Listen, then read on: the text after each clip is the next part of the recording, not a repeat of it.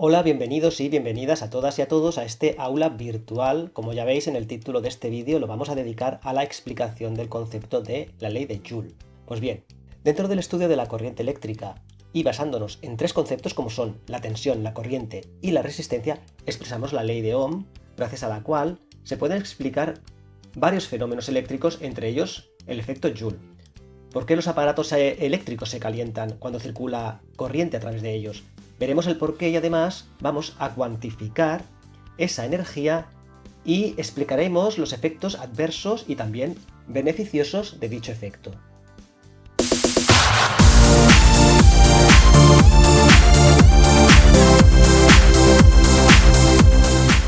Ya sabemos, lo hemos visto en los vídeos dedicados al campo eléctrico y a la energía potencial, que el trabajo que se necesita para desplazar una carga dentro de un campo eléctrico es igual al valor de la carga multiplicado por la diferencia de potencial o potencial entre dos puntos dentro de ese campo eléctrico. Simplificaremos en la expresión esta diferencia de potencial por una V. Sabemos que la intensidad de la corriente eléctrica que pasa por un conductor es la cantidad de carga que atraviesa una sección transversal de un conductor por unidad de tiempo. Pues podemos aislar de esta expresión el valor de Q, ¿vale?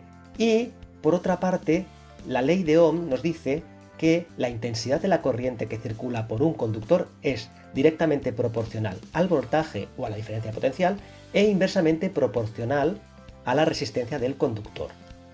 De la ley de Ohm, aislando el valor del voltaje, nos queda esta expresión. Bien, pues si sustituimos ambas expresiones en la expresión del trabajo o energía que tenemos inicialmente, llegamos a la expresión de la ley de Joule. Este trabajo o energía se expresa en unidades del sistema internacional en joules, aunque hay otras formas de expresarla como los vatios hora. Un vatio hora equivale a 3600 joules. Veremos a menudo que la potencia también la podemos expresar en kilovatios hora. Un kilovatio hora son 3,6 por 10 elevado a la 6 joules. Simplemente hemos multiplicado por 1000. Un kilovatio hora son 1000 vatios hora, por tanto equivaldría a los 3600 joules, que multiplicados por 1000 serían 3,6 por 10 elevado a la 6 joules. Pues bien, el trabajo es energía. Esta energía no se anula, por ejemplo, en ningún elemento de un circuito eléctrico, sino que se convierte en otras formas de energía. A ver, un motor transforma esta energía en energía mecánica o movimiento, ¿vale? Pero también en calor. Un motor, como todos sabréis, pues se calienta. Otro ejemplo, una bombilla. Transformaría esta energía en energía luminosa, pero también en calor. Bien, cuando una corriente eléctrica circula por un conductor, este se calienta produciendo calor por efecto Joule, que no es más que los electrones libres en los átomos del material que se mueven y chocan. Podemos expresar esa energía en forma de calor en la misma expresión de energía, es decir, parte de la energía suministrada se ha transformado en calor, sino toda cuando se trata de resistencias. Y como es también energía, pues podemos utilizar la misma expresión que tenemos aquí. El calor desprendido por efecto Joule en un conductor valdrá I al cuadrado, la intensidad al cuadrado, por la resistencia por el tiempo, ¿vale? En unidades del sistema internacional, en joules. Habréis visto muchas veces también esta expresión multiplicada por 0,24, es lo mismo. Lo único es que ahora este calor desprendido o energía se expresa en calorías. Hemos multiplicado por 0,24 porque un joule equivalen a 0,24 calorías. Como sabemos, por ejemplo, en un circuito eléctrico, las resistencias se oponen al paso de corriente eléctrica y la energía eléctrica, como hemos dicho, se transforma en calor. En algunos casos este efecto es beneficioso, como es el caso de calefactores o estufas eléctricas, pero en otros es perjudicial porque se malgasta energía que se debería transformar, por ejemplo, en trabajo, como sería el caso de un motor. Por lo tanto, no todos los aparatos eléctricos transforman toda la energía que reciben en energía útil. Trabajaremos el concepto de potencia, expresando esa energía que se consume por unidad de tiempo. Y muchas veces, cuando hablamos de rendimiento de aparatos eléctricos, lo hacemos refiriéndonos al concepto de la potencia que reciben frente a la que se le suministra al aparato, pues podemos definir la potencia eléctrica como la energía producida o consumida por unidad de tiempo.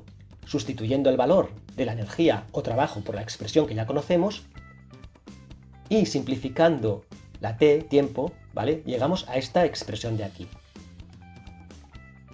Hay otras maneras de expresar el valor de la potencia eléctrica, todas ellas válidas.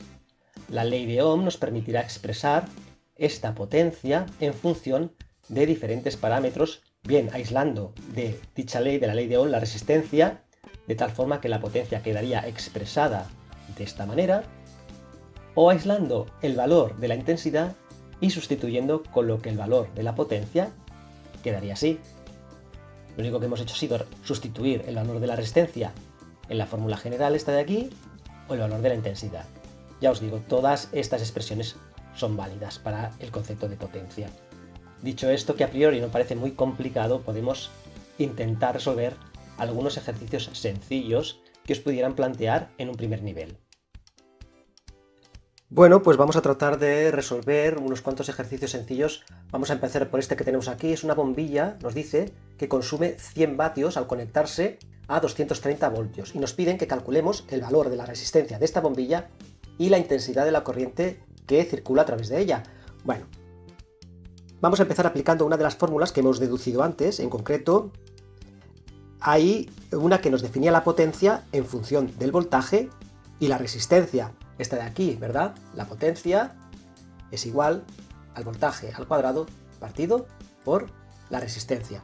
Puesto que tenemos la potencia, tenemos el voltaje, únicamente nos queda obtener el valor de la resistencia aislando de la fórmula que tenemos aquí. Sabemos que la resistencia será el voltaje partido por la potencia. Es decir, si tenemos de tensión 230 voltios, esto al cuadrado, dividido entre la potencia que son 100 vatios, pues nos da un resultado total de 529 ohmios. Ahora ya tenemos el valor de la resistencia. Y ahora, a través de la ley de Ohm, en función del voltaje aplicado a la bombilla y de su resistencia, podemos obtener el valor de la intensidad que circula a través de ella. Según la ley de Ohm, la tensión es igual a la intensidad por la resistencia.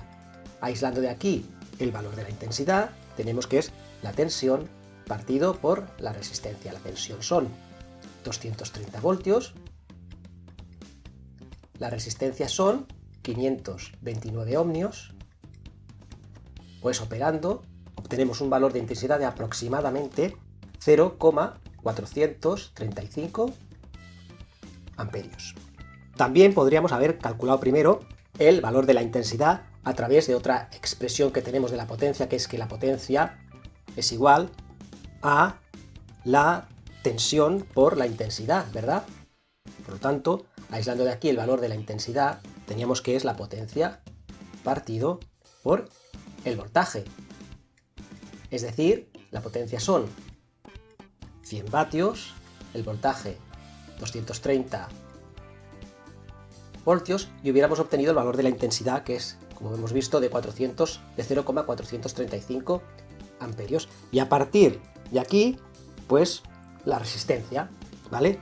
O bien también podríamos haber aplicado otra fórmula que nos habría llevado al valor de la intensidad, a partir también de la resistencia, que es que la potencia es igual a la intensidad al cuadrado por la resistencia. Por lo tanto, aislando de aquí el valor de la intensidad también, podríamos haber calculado su valor, sería la raíz cuadrada de la potencia partido por la resistencia.